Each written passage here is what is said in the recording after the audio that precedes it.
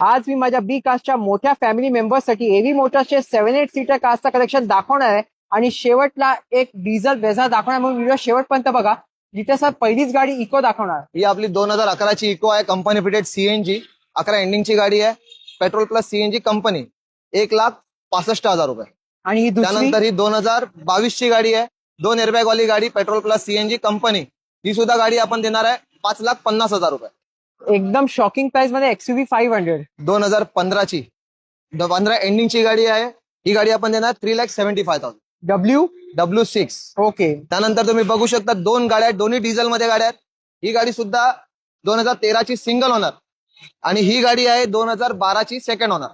ही गाडी घेऊन जा तुम्ही, दोघांमधली कुठलीही गाडी घेऊन जा. 4,99,000.